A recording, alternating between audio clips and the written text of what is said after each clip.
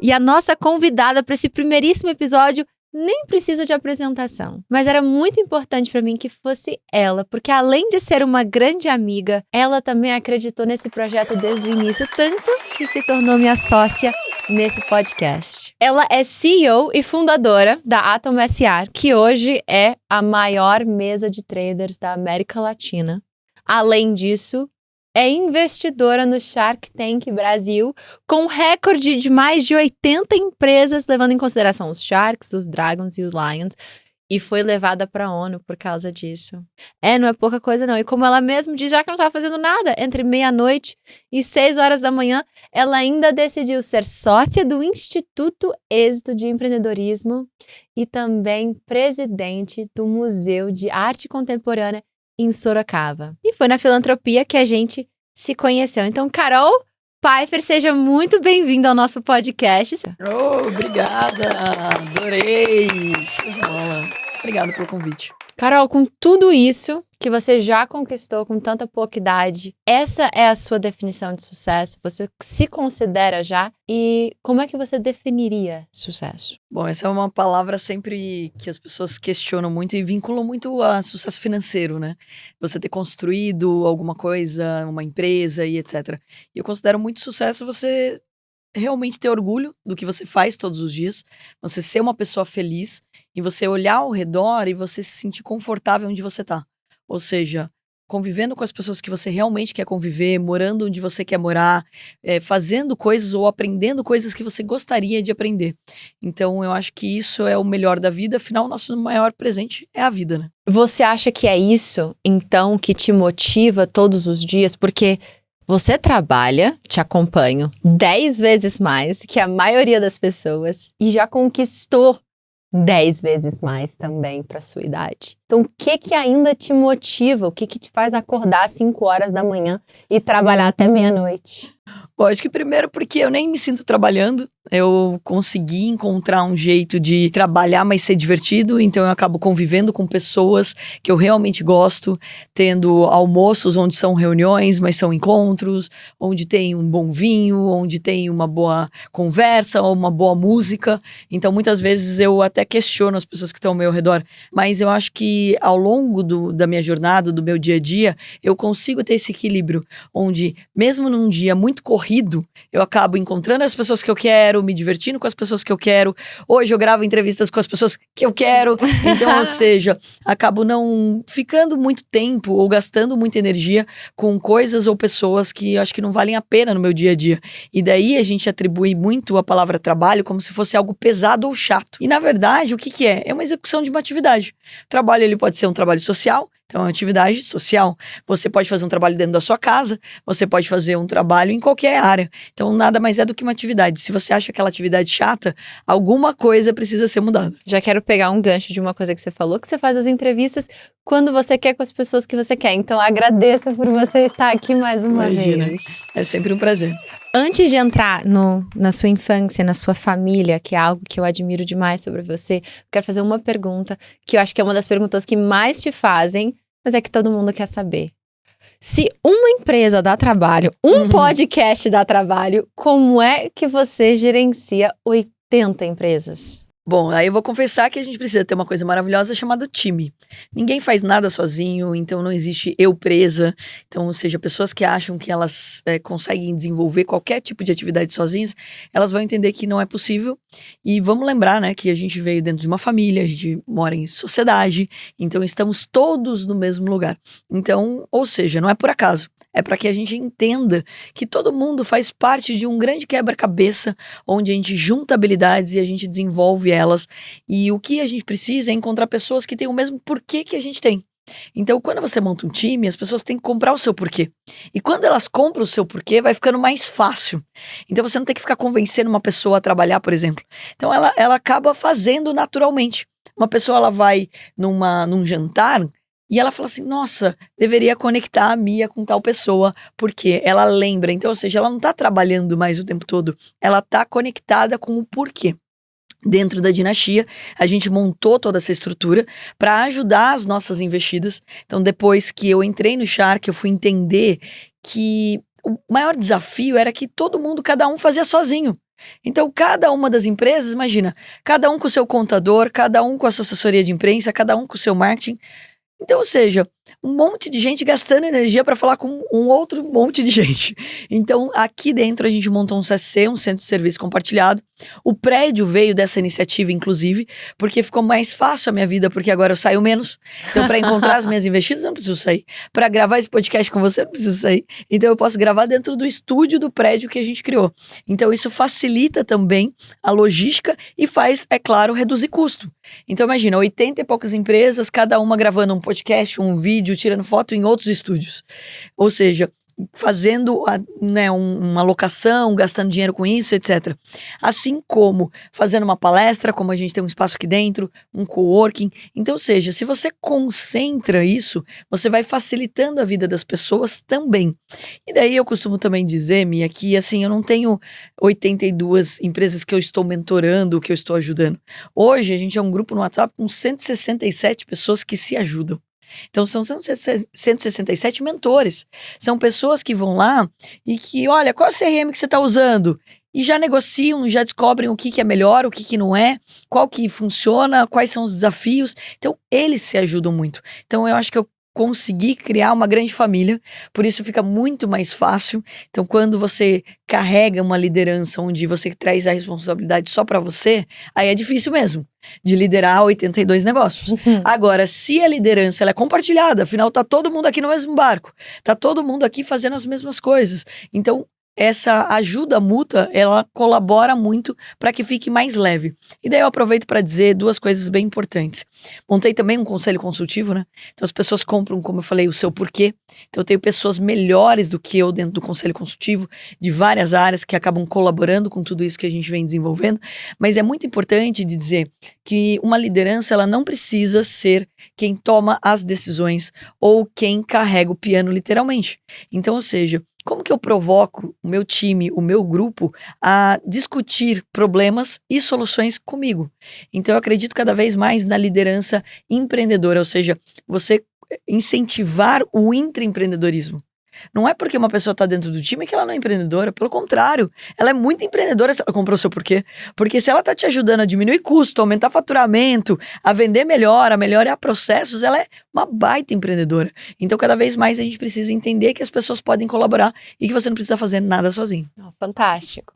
Mas como eu comecei falando no início, uma das coisas que me atraiu a você, eu acho que nos conectou, foi a sua família. Eu sei que você sabe disso e eu já te disse que eu acho lindo a sua família, a sua conexão com a sua família. Acho que foi isso que atraiu, esse valor em comum, que eu também sou muito próxima da minha.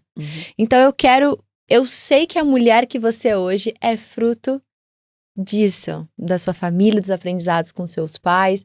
Então eu quero começar na sua infância. Me leva para casa Pfeiffer. Como é que era a casa Pfeiffer e como é que eram seus pais? Bom, eu acho que assim, eu brinco que eu sou a piorzinha em casa, então é sempre um grande desafio, porque assim, se fizer um teste de QI em casa, você vai ver que assim, tá minha irmã, meu irmão ali em cima e eu tô lá embaixo, mas brincadeiras à parte, eu cresci numa família que é muito unida, assim, então meus pais, eles casaram muito cedo e a minha mãe, ela começou fazendo roupa pra minha irmã, e porque ela tinha sempre muito bom gosto, mas não tinha muita grana, ela tinha 17 anos, meu pai 20. E daí as amigas dela começaram a gostar, ela vendeu para as amigas, depois montou confecção, montou loja. Quando eu nasci, a minha mãe já trabalhava.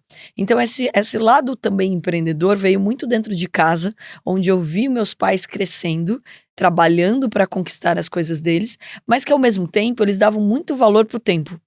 E eles brigam comigo até hoje se eu, por exemplo, não participo de um final de semana com eles.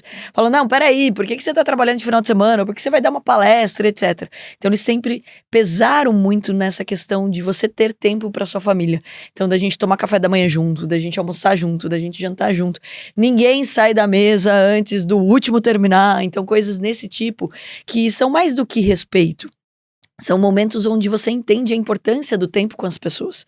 Então, assim, obviamente a gente não tinha celular, não usava celular quando era criança como usa hoje em dia. Então não tinha que brigar tanto pela atenção, né? Porque hoje em dia você tem que brigar com todo mundo que tá na mesa, porque cada um tá no seu celular ali e ninguém mais tá se olhando. Ninguém mais tá conversando, né? Então, quando a gente era criança não tinha muito isso, mas era aquele desespero pra ir correr pra TV ou pra ir brincar e coisas do tipo. E os meus pais, eles sempre tiveram essa posição de, olha, vamos todos juntos.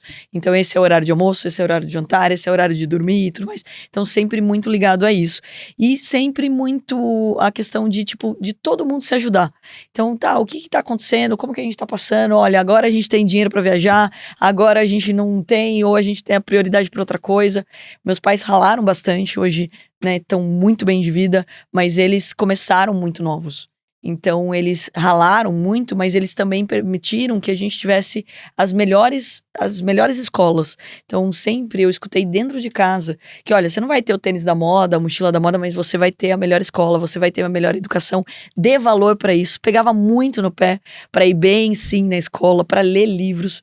Meu pai lê um livro por semana. E ainda faz crítica do livro, porque ele quer lembrar o que ele pensou naquele momento com o livro, o que eu acho genial.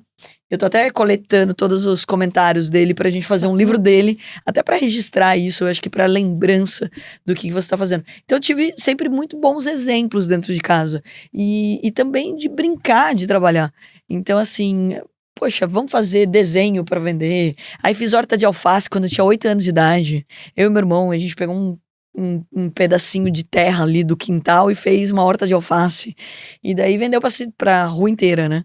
E é maravilhoso, porque quando você é criança, no lugar de ser 50 centavos o alface, vão te dar R$5. Então você acha que é fácil empreender, você acha que é fácil trabalhar. Então é bom, você cresce com uma mentalidade até tão mais leve em relação a empreender ou a trabalhar. Mas sempre foi muito disso, de ter brincadeiras, de ter essa união, de ter muita cobrança em relação ao respeito com as pessoas. Então, assim, por isso, né, a gente é muito unido. E a família é muito grande, né? Porque meu pai, assim, o meu avô era fazendeiro. Meu avô, essa é uma história curiosa. O meu avô e minha avó, eles queriam ter um filho homem para também ajudar a trabalhar ali na fazenda. E a minha avó engravidou 10 vezes antes do meu pai nascer. Ela fez uma promessa na época pro falecido padre Donizete, e o meu pai chama José Donizete por causa dessa promessa, porque daí nasceu meu pai. Daí ela engravidou de novo, nasceu meu tio, mas ela teve 12 filhos, essa realmente é muito guerreira. Mas a família é muito grande, também é muito gostoso, porque eu tenho muitos primos.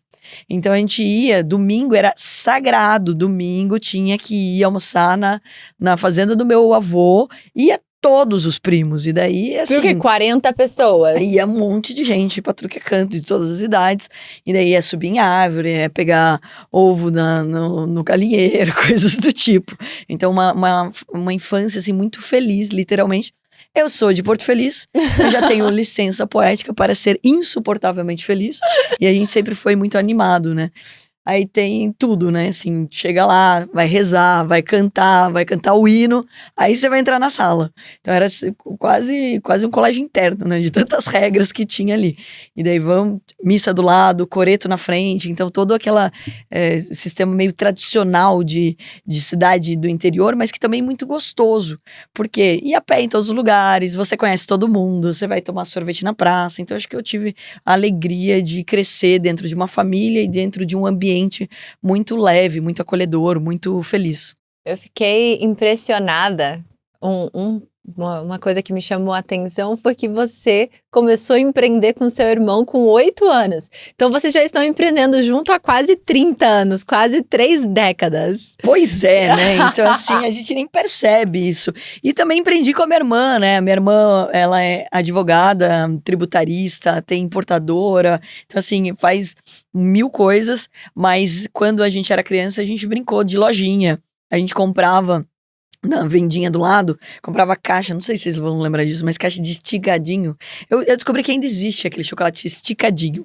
Ele é de chocolate e recheio é de morango. E daí a gente comprava em caixa, literalmente, compra no atacado e vende no varejo. Então a gente comprava lá e vendia pra rua inteira.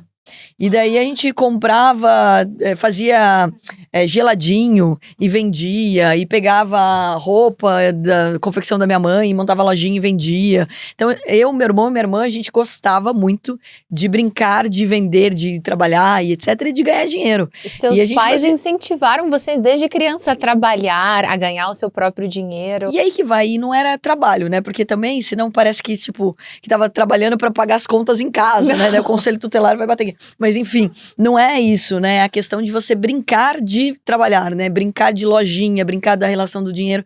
Quando eu era criança, meu pai deu cofrinho pra gente, então a gente sempre teve cofrinho. Eu até achei o cofrinho do meu irmão, que era do Mickey, tá lá no escritório de Sorocaba. E daí é muito gostoso isso, porque aos poucos, hoje eu entendo o como foi importante esse tipo de educação. Então, vai cortar a grama, você vai ganhar uma graninha. Você vai lavar a louça, você vai ganhar outra graninha.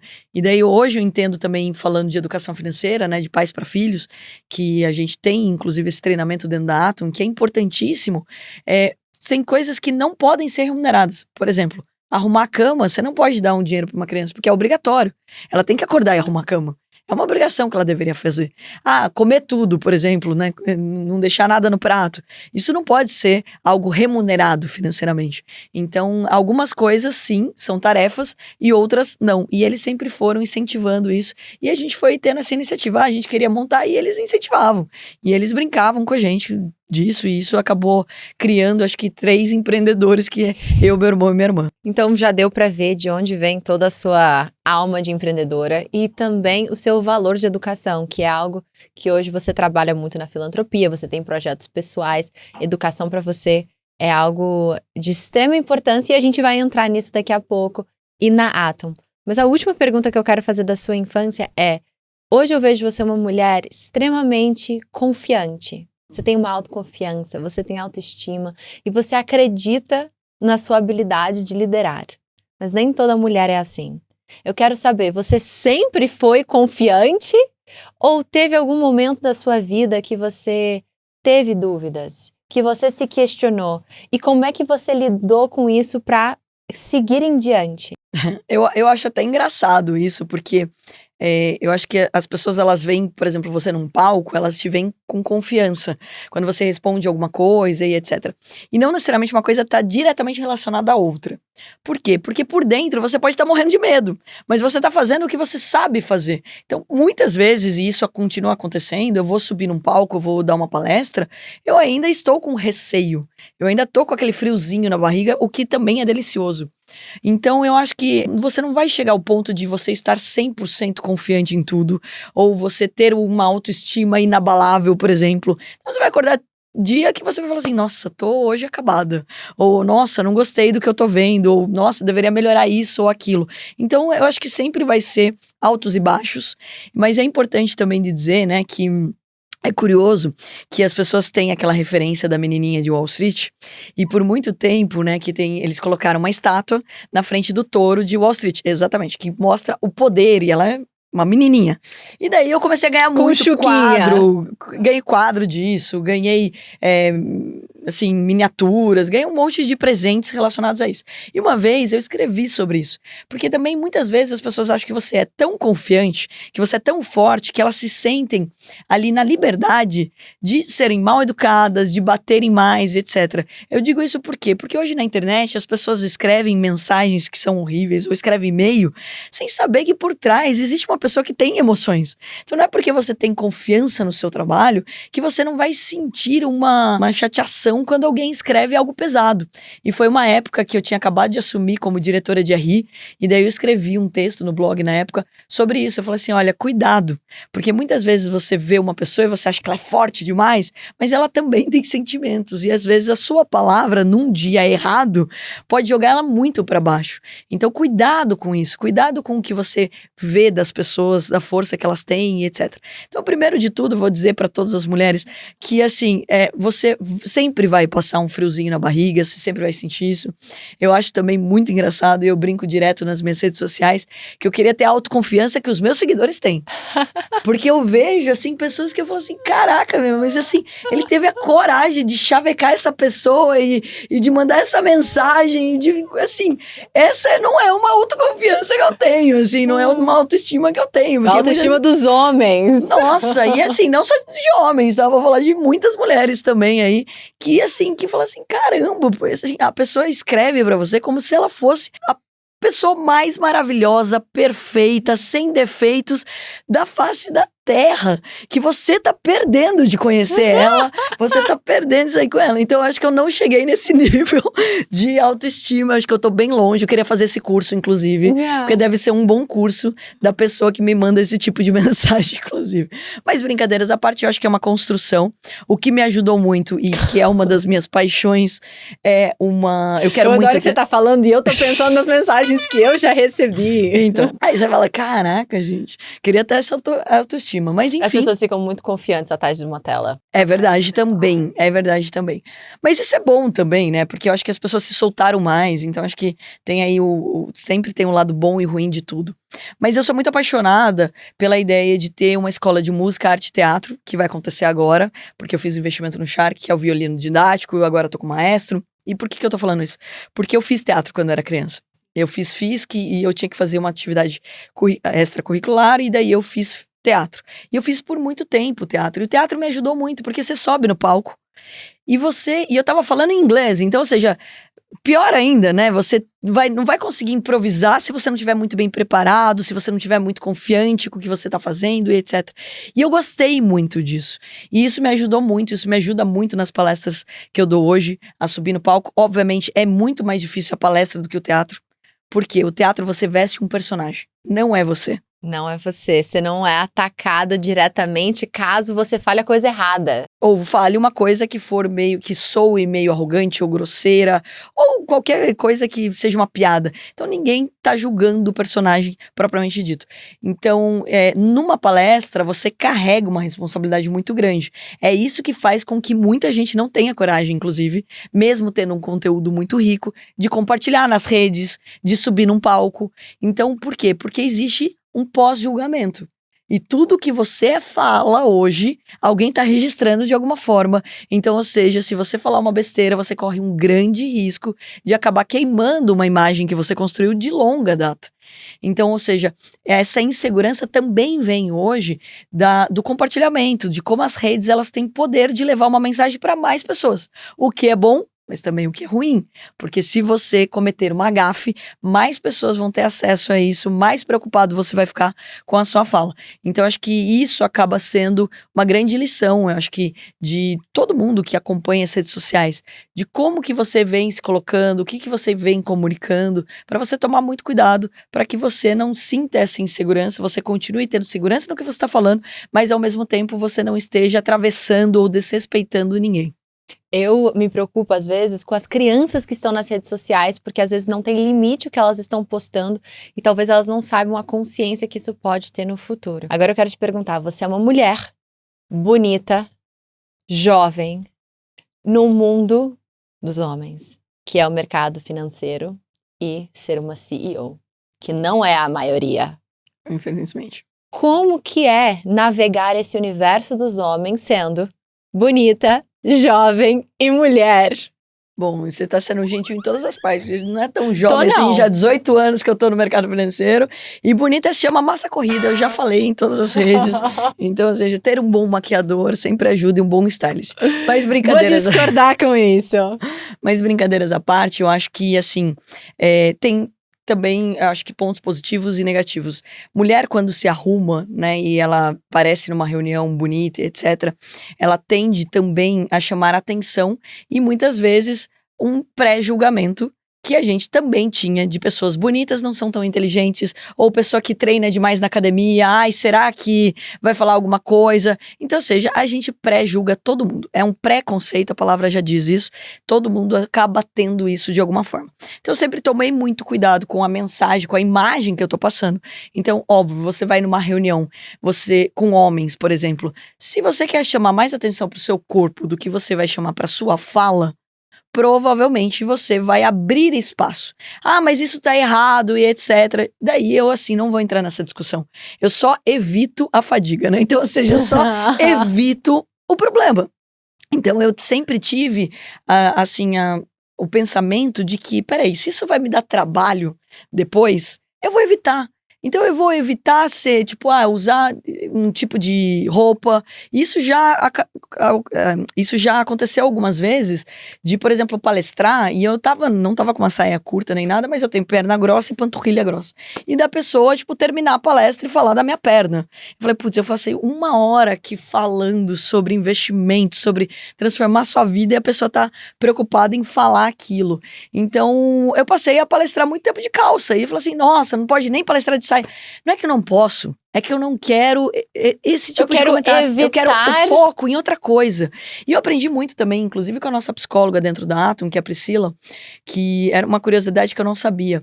Que no caso, você tá fazendo uma terapia, o psicólogo, ele quer chamar menos atenção possível pra roupa dele, pro cabelo dele. Então, ou seja, ele não vai colocar uma cor chamativa ou coisas do tipo dentro de uma terapia. Pra quê? Pra que a pessoa foque no que você está falando. E olha que interessante isso. Então, ou seja, você tem como blindar algumas coisas. Agora, obviamente, existe as piadinhas, existe comentários, chaveco num ambiente mais masculino.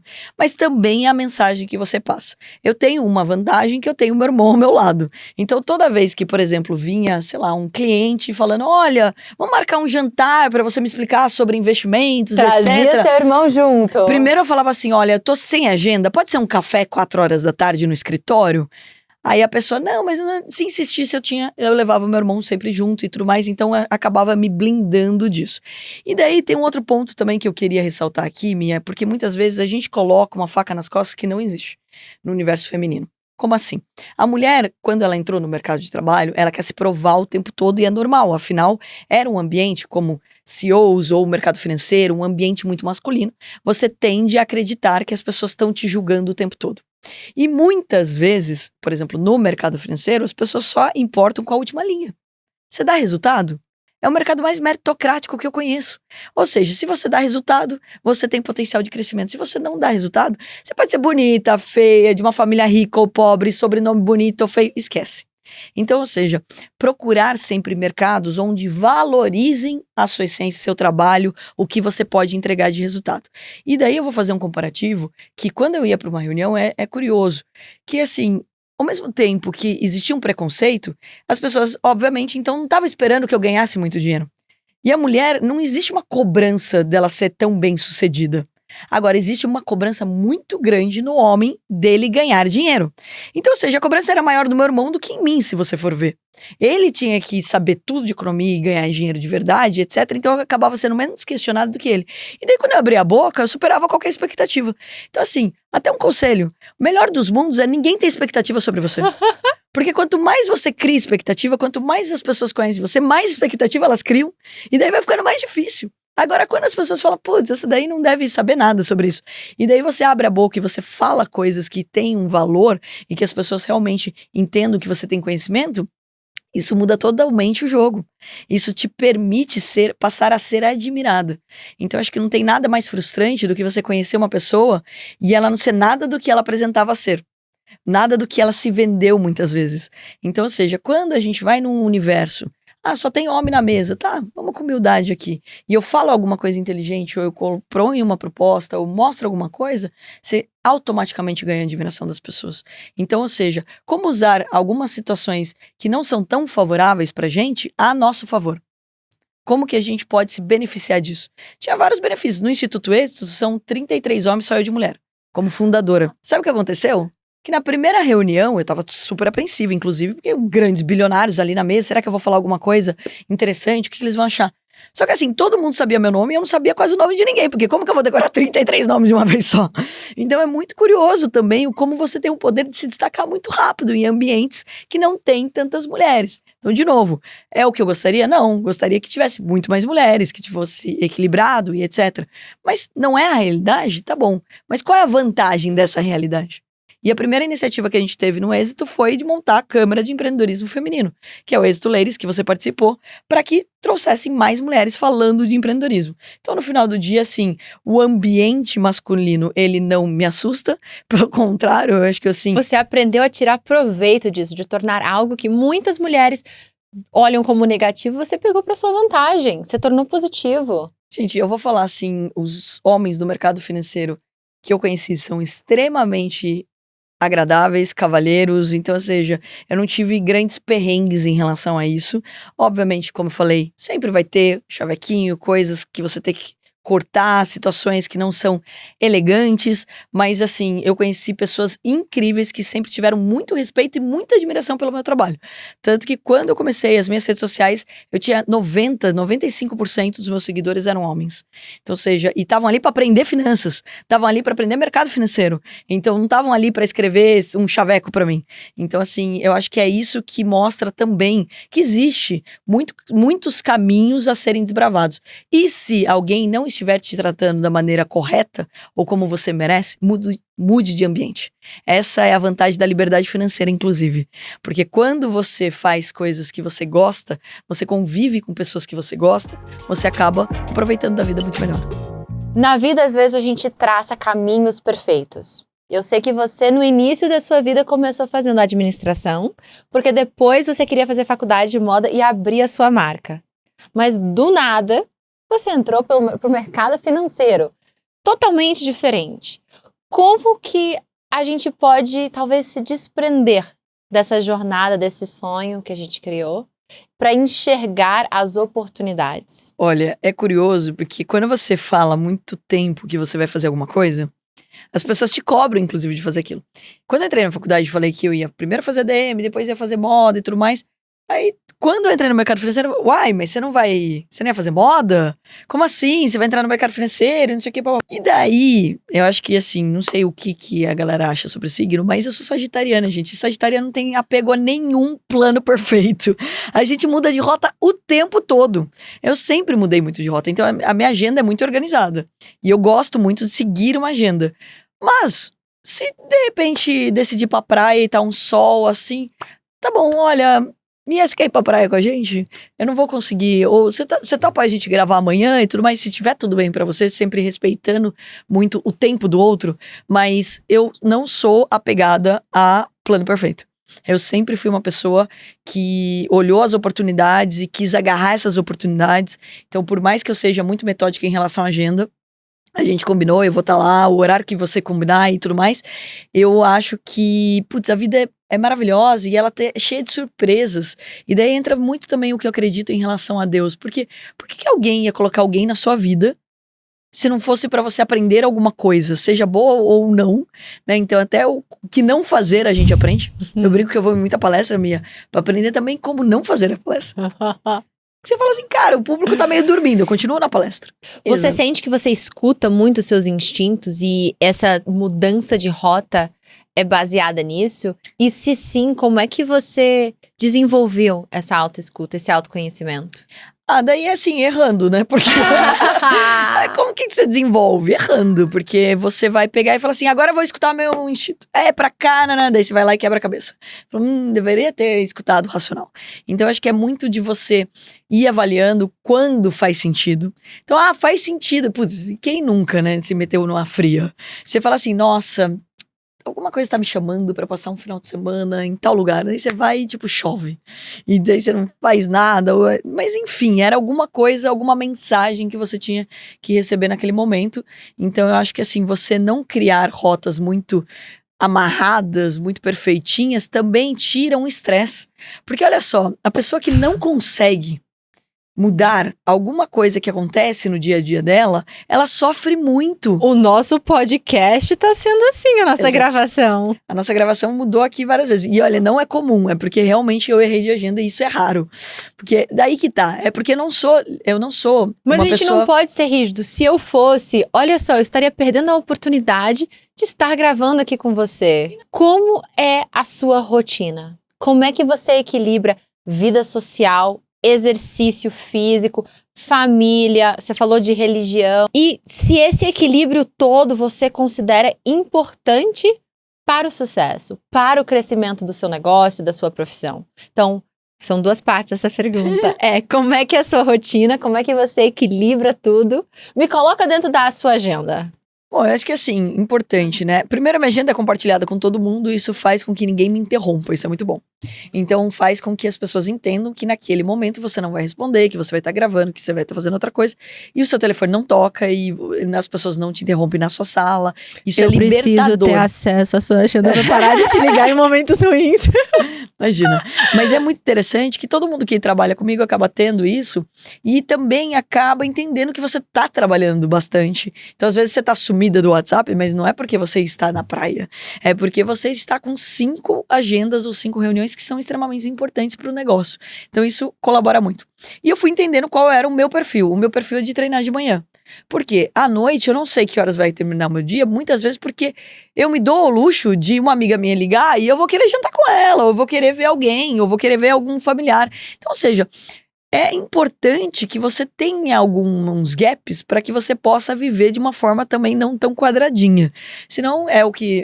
Eu fico, assim, pé da vida quando alguém fala assim, nossa, tem que ter uma agenda com você, olha, 2030 talvez, porque tá impossível. E daí você fala, não, peraí, é importante essa pessoa na minha vida. Essa pessoa realmente é algo que eu preciso falar. E daí você tem uma flexibilidade, você muda aquilo e coloca em horários que você não colocaria, tipo um almoço, ou um jantar, ou um café da manhã, acorda mais cedo, coisas do tipo. Então eu acho que é muito disso. E a minha rotina, ela é muito organizada em relação a isso. De manhã eu tô cuidando de mim. Então de manhã eu tô meditando, eu tô lendo, eu tô rezando, eu tô treinando. São coisas que eu estou cuidando de mim. Então toda manhã essa é a sua rotina. Meditação, leitura, exercício e... Treino. Não, mas exercício é treino. Não, exercício, a meditação, a oração e você tá, tipo, estudando, né? Você lendo alguma coisa. Mas aí é um ponto importante que tudo também depende do horário que você vai acordar. Porque, por exemplo, quando marcam comigo e eu tenho que gravar 7 horas da manhã, eu vou ter que maquiar às 6 da manhã. Então, desculpa, mas eu não vou acordar 3h30 pra seguir a minha rotina completa. Então, também eu sou bem flexível em relação a isso. E eu não sou da linha de fazer live 5 horas da manhã, não sou da linha de tipo, não, eu ter que acordar 5 horas da manhã, tomar shot disso, shot daquilo. Eu, por exemplo, gosto de tomar shot por causa da imunidade, porque inclusive estou rouca, porque eu dei entrevista a semana inteira e eu preciso cuidar da minha imunidade. Eu tô o tempo todo no ar-condicionado, em temperaturas diferentes, em cidades diferentes, etc. Então, isso faz parte da minha rotina. Então, é bem interessante que você tenha, assim, a questão de você fazer o que combina com você. E, beleza, eu tenho que fazer, ou tenho que me alimentar desse jeito, ou eu tenho que ter essa rotina, daí eu vou ter sucesso. Eu não acredito nisso. As pessoas têm que investir em autoconhecimento, porque daí você vai descobrir se você, por exemplo, muitas vezes, e eu conheço algumas pessoas, elas são pessoas que trabalham muito bem na madrugada, que escrevem muito bem, que têm foco, etc. Por um tempo na minha vida, eu também fui essa pessoa. Mas assim, eu trabalhava de madrugada e eu ficava cansada no outro dia. Isso não é produtivo pra mim. Então, eu prefiro acordar mais cedo e ter aquele momento de foco do que ficar até 5, 6 horas da manhã. Então, eu nunca fui uma pessoa pra ficar muito tempo na madrugada. Tanto que é por isso até, né, que tipo, meus primos todos brigam comigo quando a gente sai, etc. Porque eu já fico com sono. Viro abóbora. Então, ou seja, eu sou uma pessoa que dorme. Eu não, na verdade, eu não durmo. Eu entro em coma. Porque, assim, olha, eu tenho medo da minha casa pegar fogo e eu não acordar. Mas, assim, é muito interessante isso, porque é uma rotina que você criou. O fato de eu fazer esporte de manhã, se eu fizer à noite, eu vou ficar elétrica. Aí eu vou ficar muito agitada e etc. E aí não vai ter a sua coma. E daí daí você vai dormir mais tarde, você não vai ser tão produtivo. Então, acho que criar uma rotina que combine com você é importantíssimo. E daí, respondendo a sua pergunta sobre ser bem-sucedido com isso, eu acho que assim... A importância dessa rotina e desse equilíbrio. Então, é que assim, não tem como ser bem-sucedido em nada na sua vida se você não cuidar da máquina. E a máquina não é só o físico, é o mental também, é o espiritual. Então, ou seja, se você não cuidar dos 3 pilares básicos, você não vai ter sucesso em nada. Por quê? Porque você vai ter um burnout, porque você vai ficar de cama, porque você tá doente, ou porque você vai bugar, ou você vai começar a questionar outras coisas. Então, cuidar todos os dias um pouquinho de você faz uma grande diferença para o seu sucesso, para o seu resultado. E vale lembrar, né, pessoal, que assim, você não consegue se conectar com pessoas que estão para baixo. Você não consegue se conectar com pessoas que não cuidam delas mesmas. Então assim, tipo, se você olha no espelho e você não tá agradável com aquilo que você tá vendo, você não tem orgulho de quem você tá sendo, dificilmente você vai conseguir fazer um negócio com uma outra pessoa. Porque tu vai mexer com a sua autoestima, vai mexer com a sua fala, vai mexer com tudo. Então eu acho que no final do dia quanto mais animado, quanto mais feliz você tiver com você mesmo, o resultado nos negócios é consequência. Eu ia perguntar exatamente sobre os resultados nos negócios. Aí eu vou voltar para Atom, porque a gente saiu da Atom. Você conseguiu tornar a Atom SA em 10 anos de empresa, em menos de 10 anos de empresa, pelo que eu acredito, a maior mesa de traders da América Latina. Foi isso mesmo? Foi. Na verdade, não só eu, né? O meu time como um todo. O seu time completo. E vamos lembrar Vocês. que meu irmão é meu sócio, né? E começou isso lá atrás. E foi ele que me tirou do mundo da moda e me colocou. Kim Pfeiffer, vamos dar um reconhecimento aí pra você. Aquele, Então, além de muito competente, muito inteligente, um gato e casadíssimo. Mas, assim, importantíssimo de dizer que o mercado financeiro, ele permite muitas coisas. E eu entendi que eu precisava comunicar melhor às pessoas sobre o mercado financeiro. E a mesa de traders é algo muito comum nos Estados Unidos, mas muito recente aqui. E a gente conseguiu fazer esse avanço muito rápido. Então, isso é muito legal. Essa é a minha pergunta. Como é que você conseguiu fazer esse avanço tão rápido? Educação. Porque isso foi o que aconteceu lá atrás também, quando a gente teve uma representação do escritório. A gente estagiava no escritório em Campinas. Aí eu e meu irmão, a gente foi meio ousado, né? E apresentou pro dono do escritório a possibilidade de tirar o gerente do escritório e apresentar um projeto educacional. Só que meu irmão tinha 19, eu tinha 17, o dono do escritório 60 e poucos anos e o gerente 40 e poucos anos. Aí, obviamente, o dono do escritório falou assim, claro que não, vai aprender mais um pouco, depois vocês voltam. E a gente montou nosso escritório em seguida em Sorocaba. E daí, metade do escritório era para dar palestra e falar e dar curso, e metade era pra gente trabalhar. E por que eu tô reforçando isso? Porque lá atrás a gente quis reinventar, não, na verdade, questionar o jeito como as pessoas aprendiam bolsa de valores. Técnico, chato, economês, financeiros. E a gente cresceu muito, a gente chegou a ser o terceiro maior escritório. Então, ou seja, a gente só perdia para as capitais, isso no interior, onde todo mundo desconfia mais ainda da sombra, a pessoa tá desconfiada. Então, ou seja, a gente conseguiu crescer sempre pela educação. E quando a gente montou a mesa proprietária, a gente passou a comunicar às pessoas. Estamos aqui. A gente te ensina e a gente dá o nosso dinheiro para você poder operar. Então, ou seja, é tipo um Uber do mercado financeiro. Você pode trabalhar de qualquer lugar, você pode ter qualquer outra profissão, basta você ter acesso à internet, a um celular, e você pode operar de qualquer lugar. Então, ou seja, a gente permitiu com que as pessoas entrassem no mercado que elas achavam que não era para elas. Então foi por isso que a gente conseguiu crescer. E foi até mais rápido que isso, não demorou 10 anos. 10 anos a gente tá já nesse mercado quase. Então assim, em poucos anos a gente já era a maior mesa proprietária, porque a maior parte das mesas, ou a maior parte ali dos grupos de traders, eles ficavam muito mais passivos, esperando as pessoas virarem traders. E a gente foi na ótica contrária, falando, olha, peraí, existe trader? Não, então vamos formar novos traders, vamos ensinar as pessoas. Agora, uma curiosidade. Não vale responder investir. Qual foi a coisa mais absurda que você comprou assim que fez o seu primeiro 1 milhão? Assim que eu fiz... Absurda? Nossa, o que foi absurda? Eu sou, assim, muito pé no chão. E eu escutei tanto tempo do meu avô que dinheiro não aguenta desaforo, que eu acho que tem umas coisas absurdas. Mas assim, depende, né, do ponto de vista. Porque, por exemplo... Ou qual foi um sonho que você realizou pra você então, mesma? Isso que eu ia falar até agora. Porque, por exemplo, meu irmão sempre gostou muito de carro. E eu não dava muita bola, né? Nunca... Até era engraçado, porque eu tinha um carro bem mais simples do que o dele. Aí todo mundo questionava, mas peraí, você é sócia do seu irmão mesmo? Tipo, ele tá com esse carrão e você... não ligava pra carro. Hoje sim, né? Tipo, eu gosto muito de carro e etc. Acabei comprando um carro porque era um bom negócio e acabei ficando com ele e acabei gostando ainda mais. Gosto de pilotar kart, gosto de velocidade, eu gosto da adrenalina, né? Então acabou chamando isso. Mas eu não dava bola pra aquele momento. Pra mim era, assim, crucial que eu queria ter um piano de cauda.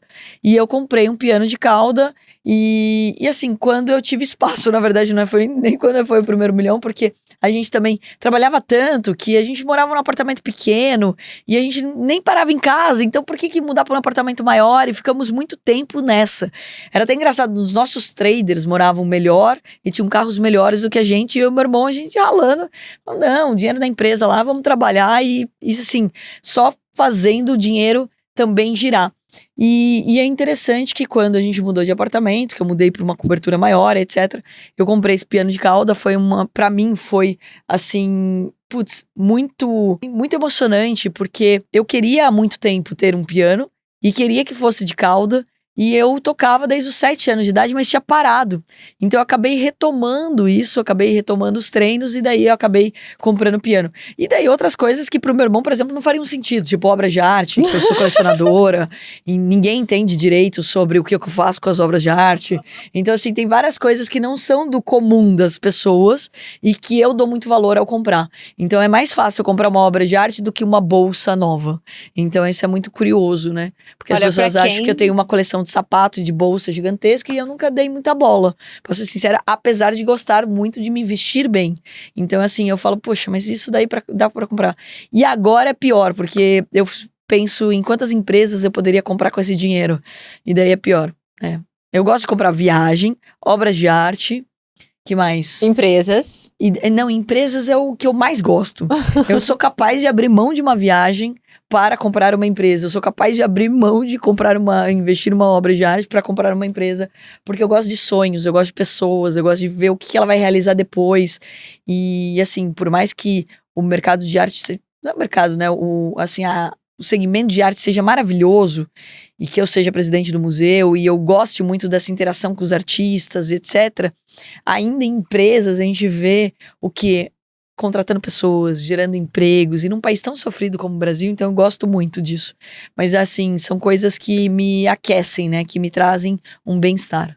Mas vamos falar aqui um jogo rápido. Maior dica de gestão. Maior dica de gestão. Ah, você tem 80 empresas aí, gestão. Gestão é você organizar prioridades e os seus números. Porque senão você não vai conseguir tomar nenhuma decisão. Qual é a prioridade? O que vem primeiro? Vendas. Então é algo que você tem que focar. Mas também não adianta se você não souber os números para saber o que você vai vender, qual é a sua margem, etc. Maior dica para time management. Nossa! Manejo de tempo, organização de tempo. Eu acho que a primeira delas é você pegar e listar quais são as coisas importantes e quais não são. E principalmente, não fique mudando de estação. O que significa isso? Concentre os temas. Então você tá falando sobre um assunto, você faz todas as reuniões daquele assunto. É igual escutar o rádio. Mudou muito de estação, você não escuta música nenhuma. Então, a melhor coisa que você pode ter para organizar o seu tempo é você organizar por assunto. Você tem 80 sócios. Qual é a melhor dica para lidar com um sócio? Você tem personalidades diferentes. Primeiro, entender que você não muda ninguém.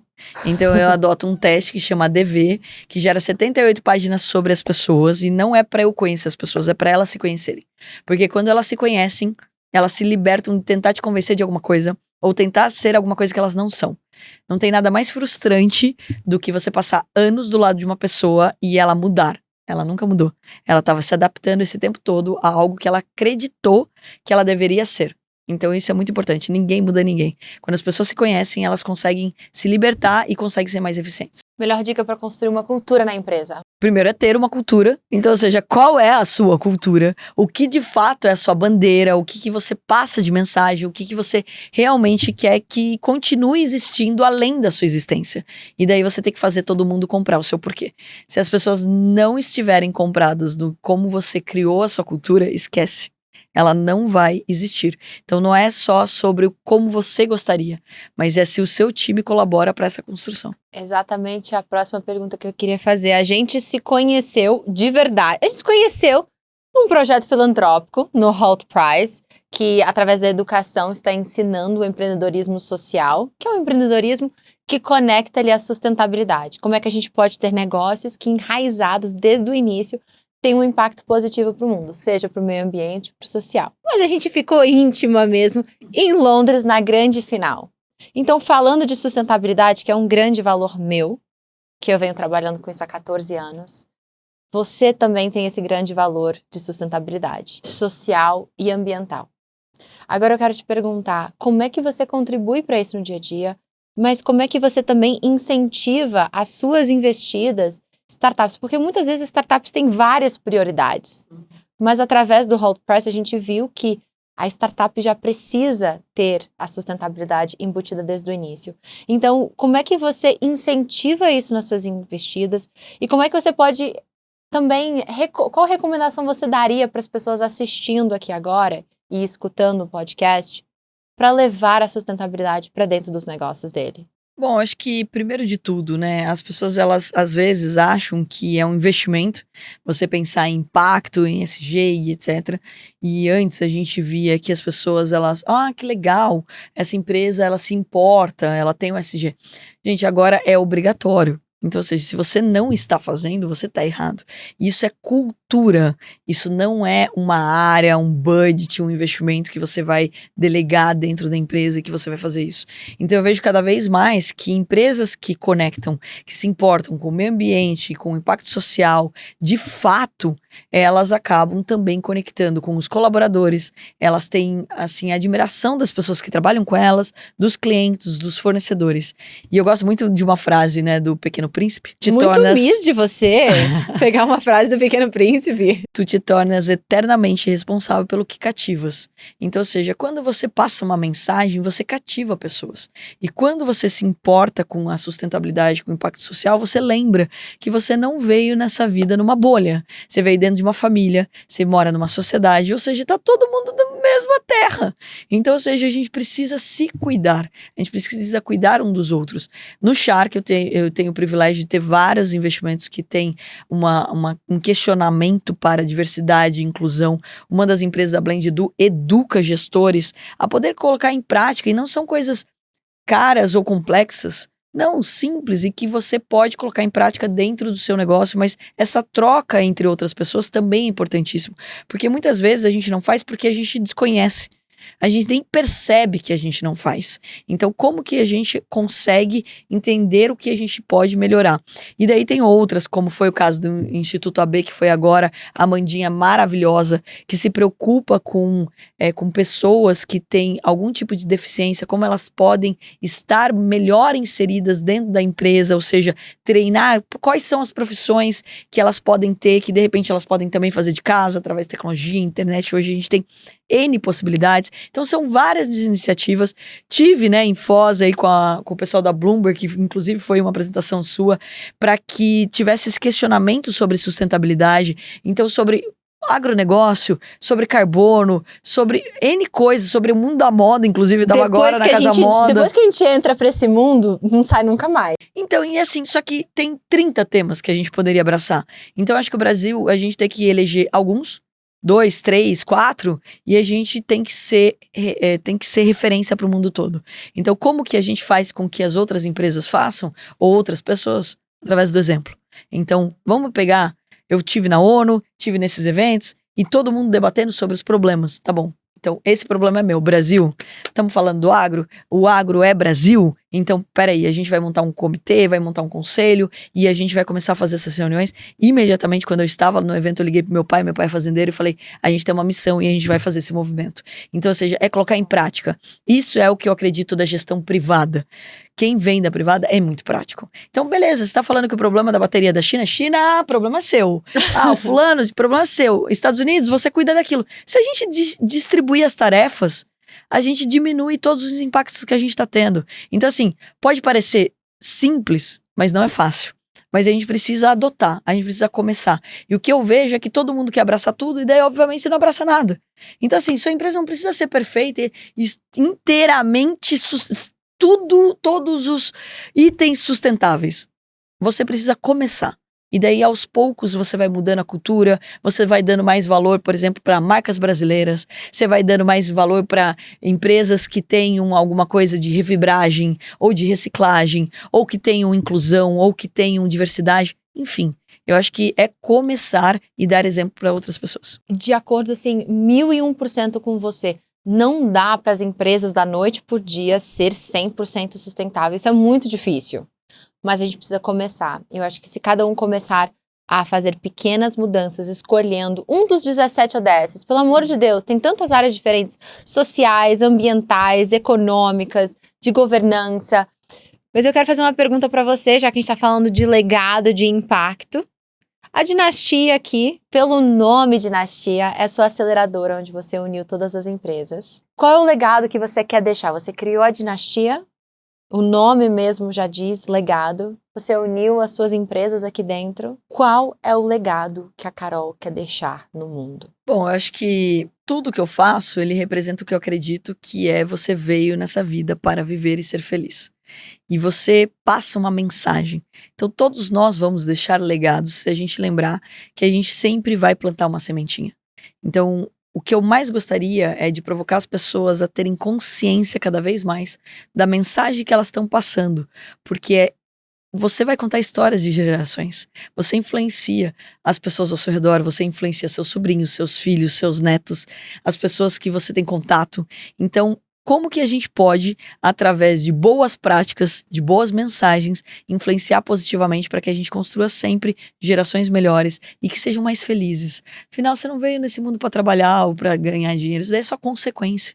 Você veio para ser feliz. Um livro que você recomenda? 2. Simon Sinek, Comece pelo Porquê e Jogo Infinito. Jogo Infinito significa dinastia, viu? Quem lê vai entender. Uma frase. É a do Pequeno Príncipe? Com certeza é do Pequeno Príncipe. Tu te tornas eternamente responsável pelo que cativas. Quem que você agradece? A Deus, primeiramente. Afinal, estamos aqui porque Ele existe. E é claro, a minha família, porque também se ela não tivesse tomado uma decisão de eu existir, eu não estaria aqui. E a gente começa falando lá atrás, né? Porque minha avó insistiu no meu pai nascer. Ou seja, eu estou aqui. Obrigada, avó, pela insistência. Vó, olha, você foi guerreira. E daí veio meu pai, obviamente, ele casando com a minha mãe. Estou aqui hoje. Tenho que agradecer eternamente. E é claro, eu acho que a todas as pessoas que, de alguma forma, me mandam uma mensagem positiva. Porque é por isso que eu acordo todos os dias. Quando uma pessoa me manda falando que muitas vezes ela saiu da depressão porque ela aprendeu a ganhar dinheiro e ela entendeu que a vida dela tem valor, e tem gente que escreve até que emagreceu por causa de mim, eu não falo de treino nem de dieta, ela começou a cuidar mais dela. Isso pra mim, assim, de fato, é gratidão. Porque, de fato, tá me alimentando de encarar o dia a dia que não é fácil pra ninguém. Então, gente, lembre de sorrir pra alguém e mandar uma mensagem positiva. Você tem um propósito muito claro. Você tá transformando vidas. E é uma honra ter você aqui como a minha primeira convidada. E mais que tudo, é uma honra ter você como uma amiga. Obrigada! Adorei! Ó, arraso. Obrigada! E que eu volte, né? Me convida outras vezes. Com certeza! Então, um abraço. Obrigada. Ufa.